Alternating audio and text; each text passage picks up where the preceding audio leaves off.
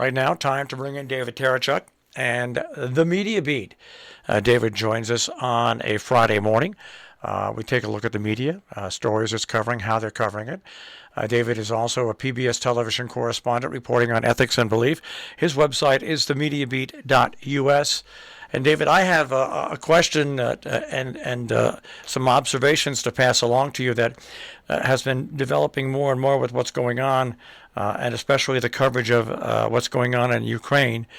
And I can imagine, yes. You know, and when we talk about media nowadays, yes, we talk about NBC, CBS, ABC, BBC, you name it, Sky News, TASS, you name it, we talk about all the media. One thing that we also talk about, which is becoming an important factor in these things that happen, are the posts that go up on TikTok, on Twitter, live videos, and also the appearance now of a lot of fake videos, some put up by individuals, but others put up by countries. It is really becoming a problem where people are seeing videos that are absolutely, totally made up. Sure. Social media especially is a great, for the users, for the perpetrators of these bits of fakery. Social media is a very good platform to put out that kind of stuff. It's obviously not subject to the editorial rigors of what is usually called the mainstream media, real journalism with editors that insist on double-checking sources and that kind of thing. The areas of social media, but also some of that mainstream media too, is unfortunately being taken in by the sheer volume of the disinformation that is going up online constantly at the moment. That is a feature of this war. I mean, all wars have been, small wars in various places in the last few decades. Have been witness to this kind of growth in deliberate disinformation. There's a lot of misinformation that happens in wartime anyway. The classic statement about the fog of war remains true, but the sort of almost industrialized scale of the production of the phony material that we're seeing now requires us to be, as discerning consumers of information, really careful about what we pay attention to. And I would put up a cry, really, for people to be conscious about whether or not they're participants in this disinformation warfare. That's effectively what it is, warfare on the Ethernet, if you like. If you are a retweeter, a forwarder of suspect material, you're part of that whole disinformation industry too. So I think it's really important that people pause and don't just when they're feeling shocked, because part of the point of in fact, the major point of many of these pieces of disinformation is to grab your attention by shocking you, and in a state of some shock, many people, not everybody, I'm glad to say, but many people feel the instantaneous need to forward this material on. So one of the biggest tools, if you like, to protect all of us, the rest of us, from the effects of this disinformation is that wonderful notion of a mental pause button. And there are things you can do yourself as a consumer. You can pause, check, see what the source of this material is. Try checking back. It's usually been retweeted when you see it, or forwarded on in some form from somebody else. Try digging backwards and see where the original came from. If it's convincing, then maybe you can have some justification of forwarding it. A lot of the time, though, you'll find that you end up with an originator who's not actually the originator of the material. It's something that they've seen online and want to share in that horribly friendly-sounding word, which isn't so friendly at all in its functioning. There's one new development that's worth mentioning too. But as well as this terrible physical war going on with the lethal military hardware, there's a software war too. This propaganda war that we're talking about, and false claims and disinformation about Kenya are, of course, they're rife. So, are there tools that we can turn to as consumers for maybe helping us in the discernment process? Well, there are, and some of them are effective, some of them are not so effective. Facebook, for example, you might find an article that just stinks in your digital nostrils, if I can put it like that. And of course, you can flag it as unreliable, and your report about it could possibly be passed to Facebook's subcontracted teams of fact checkers around the world. That's provided that Facebook's own algorithm has decided that you're reliable. By the way, if you're judged not to be reliable by these algorithms, then nothing will happen to your complaint. But if Facebook's fact-checking teams, underpaid and overworked as they are, if they decide the story is false, then Facebook will, the company says it will anyway, make sure that fewer people see it in the news feeds that people get.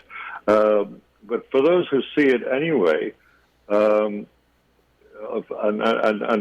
if it is judged to be dubious, Facebook will offer just underneath the offending story some related articles on the same subject with an alternative viewpoint that could be a corrective to the disinformation being purveyed. It's not just Facebook. Every major platform, Twitter, YouTube, Reddit, and others, they have some version of this kind of process. But the point about all of these established ways of handling it, all the separate ways that these different platforms have, each tech company writing its own rules and, as ever, using algorithms to put them in process. These algorithms are, of course, a kind of a black box. Their workings are only known to the owners. But there is now, and this is what I want to highlight, a new initiative called NewsGuard that offers something different. It's not so reliant purely on algorithms and instead relies on experienced and well-trained humans, a team. Indeed, I think they're humans. There are several dozen journalists spread out internationally, but all from mainstream, well-regarded professional news organizations. They monitor an amazing number of websites, 7,500. That's a well-chosen sample, if you like. It's the area of informative websites that account for something like over 90% anyway of internet engagement in the developed world. NewsGuard is worth looking at. It was co-founded by a man who's long operated at the intersection of the media and the law, a lawyer himself, Stephen Brill. Among other things, he invented Court TV, you remember. It brought us there's sort of wall-to-wall coverage of trials on television. And just on a personal note, he and I were on a live in-person panel in those days when we used to have such things, along with the human rights and civil rights lawyer, William Consular. And Brill told the audience that I think and argue like a lawyer. I've never really known whether that was meant as a compliment or an insult. But Brill's NewsGuard operation is a handy and easily used tool. It's essentially a browser plugin for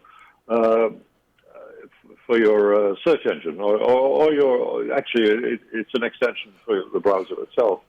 So it transcends and takes in all platforms, and it gives the NewsGuard people give a trustworthiness rating to these internet the top trafficked sites on the internet. It brings up a green icon or a red icon. It's to advise you if it's safe to continue with reading that piece, or it's red for stop, and consider consider going elsewhere. And then if you hover on the icon, it will bring up for you what NewsGuard call their advisory nutrition label, rather like a can of beans, with point-by-point descriptions of why it scored the site and why it gave the score that it did, good or bad, plus some biographical and professional information about who did the scoring. So here's an automatic techie type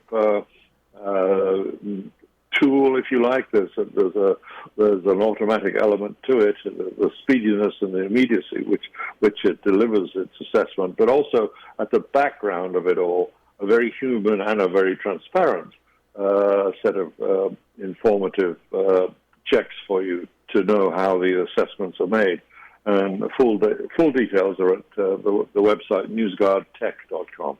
Every little effort at countering disinformation counts a bit, I hope, and that's my tip for this week.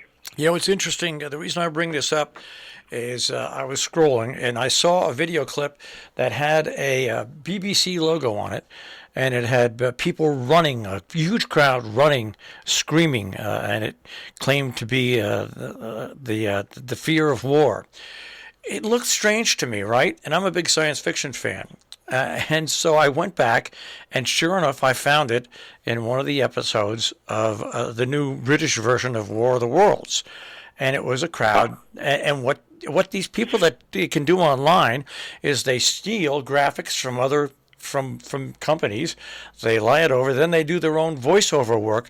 It's these people that want to deceive so graphically, it's unbelievable. It really is. I mean, I think that's just one thing that yes, we all wish that people would back check and check and see if stories are true, but people just want to see how many hits they get, how many people come. I don't even think a lot of these fake versions are put for one political way or another. People want to be successful and want to see how many people look at their videos. That's what's really damaging. And so many people are on social media now. And you're right, it waters down, and some of the stuff does wind up affecting regular newscasts. Sure, it's hard for not for them to drip into the mainstream, if you like. I mean, there is some very highly sophisticated fakery going on, which is almost impossible certainly for the amateur to to be able to forensically examine. But some of them, like what you obviously saw, was a cheap and easy fake, and a lot of those are spottable. We certainly have to be alert, and there are many examples of it over this past week, and many of them have been flagged, and many of them have been, exposed. But you're right. There's such a volume of it, and many of the reposters, and indeed some of the originators, have as a motive, if you can call it that, sheer mischief making anyway, and attention getting. And as you say, mounting up the number of views and the numbers of clicks through, and alongside that is the inevitable observation that a lot of these sites are funded themselves by advertising, and to get advertisers, you need to have high hit numbers and engagement numbers, and the way to get that is to be more and more outrageous. We know that even the giants of the giants of the field have been doing it for a long time. It's perfectly clear that Facebook's business operation is the business model is based on the idea of how much can you shock people into an almost automatic reaction and a sharing, that dreadful word again, sharing of material which is highly suspect. And of course, the more you trade in it, the more you send it on, the worse you're making the overall situation. I want to get your feeling on this. I mean, I think Russia has made another big mistake, and that is they decided to bomb an airport just 70 miles from the Polish border. Obviously, done to probably even seal the deal that Poland shouldn't be sending fighters over. But it also shows that what's going on in the Ukraine with Russia, if it isn't stopped by Europe and the United States and other countries, it obviously will move on to other countries that broke away from the grip of the Soviet Union. So I think that was another tactical mistake by the Soviet Union to once again, just 70 miles from the Polish border, decide to put an airstrike in. Well, there's much evidence of the Ukraine war, and let's be clear, it is a war, even if Russia makes its media describe it only as a military operation. And if you don't do that, and if you do use that terrible word war, you risk going to prison for 15 years. It's a war, and as I was saying before, it's conducted in terms of propaganda every bit as much as with lethal military hardware on the ground. But some of the tactical errors, quite clearly errors, miscalculations was the word President Biden used for Russia's conduct of this war. We've got a situation, and the experienced observers and indeed in some cases participants who are writing about their participation in the media at the moment are offering us, if you like, some attempt to gauge how it might go, and the overall mood of much of it at the moment is that yes, Russia has made serious miscalculations here. They've been getting themselves bogged down already. We're moving now just into the beginning of the third week of this war, and there's a certain it's clearly argued, and it's hard to disagree that the degree of Russian miscalculation has got the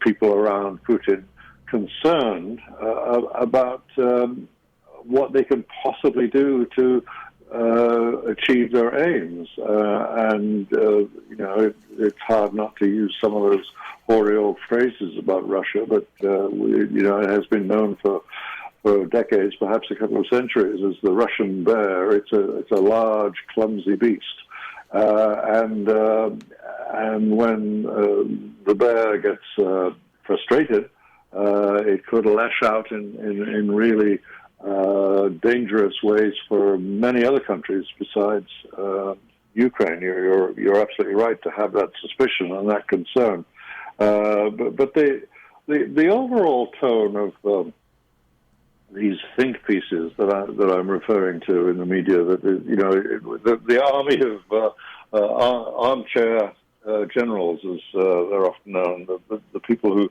try and speculate about how things might go. I've always said, and especially when we talk in this broadcast, it's a foolhardy journalist who tries to make any predictions of any kind, especially about warfare. But now we're at the point where, as I say, both participants and outside observers are seriously trying to figure out how things might be going from this point forward, and perhaps most important, how it might be possible at all to make it stop. That's the agenda for every thinking person concerned about this. Sometimes we're helped by considered reflections with some sensible views being taken. Sometimes not so much. I've been disappointed this week by, of all things, the New York Times, and one of their most senior political and geopolitical and international conflict observers, Tom Friedman, little Tommy Friedman from Minnesota, as he's been known to refer himself. He's made a less than wholly constructive approach when he told us in his regular column, "I'm terrified." That was his phrase. And his headline writers didn't help us much either, just saying that Tommy is really scared. He's terrified, apparently, of what Putin might now do, facing the frustrations that he is facing. It's not, I would contend, it's not a great contribution to our understanding of world affairs to know that little Tommy Friedman of Minnesota is terrified.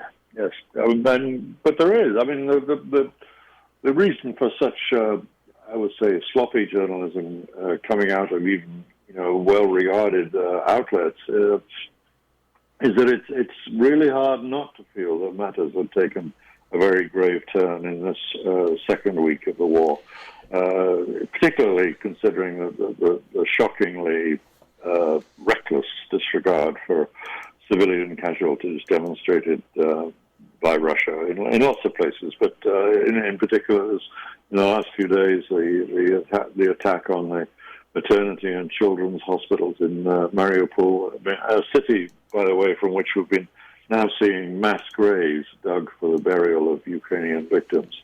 And of course, we're now getting to the point of the somewhat stymied Russian advance is dividing up, and now there's choking of, say, 7 cities, probably, around Ukraine. Some now in the West, and places that previously were not under immediate threat.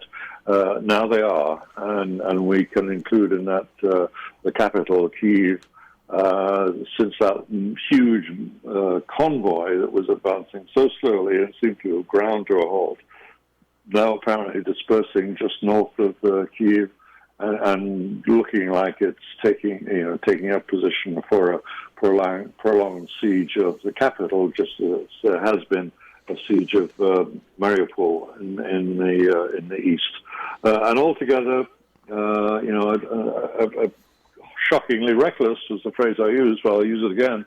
Behavior by the Russians when they come to an agreement about humanitarian corridors for civilians to escape the conflict. They're being ruined by an outbreak of shelling and artillery fire on civilians using those escape routes, and we've seen some horrific images of people being killed. In one case, crossing a bridge that was a difficult enough place to cross, but then when you come under fire, all bets are off. And the killing of civilians, what our vice president in visiting Poland has called quite boldly atrocities, they're mounting, and there will come a day of reckoning, I'm sure, and the undoubted war crimes committed in this military and terribly lopsided military engagement will have to be accounted for. And one other thing, when the United States entered World War I and then World War II, the United States and its allies had to fight to win. There was no choice. It's a war that we had to win. Now, Vietnam, Iraq, Afghanistan, they weren't wars that we had to win. The thing that scares me is Vladimir Putin is treating this incursion into one country as a war he has to win. And it's true. He started something now, and if he doesn't win this war, he will lose his power in Russia. I mean, that's the scary part about this. And the weapons that will help to, if you're right, that is, the weapons that will have helped to bring him down will be not so much, well, they will obviously the inability to achieve his military aims in Ukraine, taking it over essentially as a serf-like country under the thrall of Russia itself, Mother Russia. It will have been alongside that. There will have been alongside that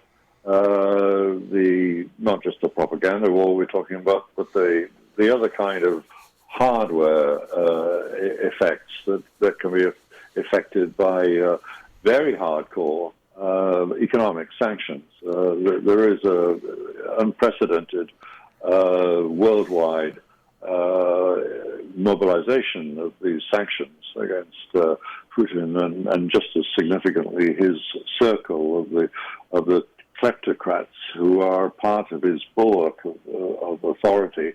And one can see a scenario developing in which he falls because he's failed. Russia, generally speaking, doesn't take very kindly to leaders who take their troops into war overseas and don't do well.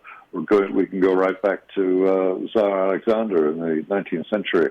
But even Khrushchev in the Cuban Missile Crisis was a bit of military adventuring that rebounded badly on him, and eventually he lost power too.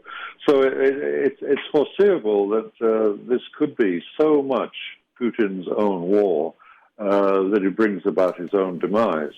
That may be wishful thinking, but it's certainly one of the scenarios amongst the various ones that I've just been talking about that is feasible. What it does need, of course, is a Western alliance that is determined. This is a war they have to win. But although it seems to be pretty clear, certainly from every piece of briefing that comes out of the White House, that actual military engagement is off the table completely. And it is only these economic sanctions that are really going to be the effective kind of weapons that could bring about an end to this lethal form of adventurism, which is so entirely a personal mission for Russia's leader. And one good thing that has come out of this, and it is obviously a nightmare for Vladimir Putin, is now the strength of NATO. The strength of NATO will only, from this point on, not be disorganized, but will be galvanized by this. And he's created a monster now that was basically almost in the throes of its deathbed. And well, NATO now shows that it is really viably needed in today's world. Not entirely unassailable, though. It's still prone to little cracks. The mess in public, and it's never good to make your messes in public, but the disagreement between Poland and the United States about how to get those one-time Soviet fighter planes from Poland into the hands of Ukrainian pilots has shown that NATO is what it is, an alliance of independent sovereign nations. But yes, the degree of unity overall that they've demonstrated is something that again must be counted as an element that that Putin and his henchmen did not fully take into account. Always great to speak to you, David. We'll check with you again next week and see how the media covers the war and other things as well. Look forward to talking to you then. Bye-bye. David Tereshchuk with the Media Beat. And if you want to hear the Media Beat online, robinhoodradio.com, click on demand, click on the Media Beat with David Tereshchuk. You can also go to his website, themediabeat.us, and find out what he's writing about and covering about on his website.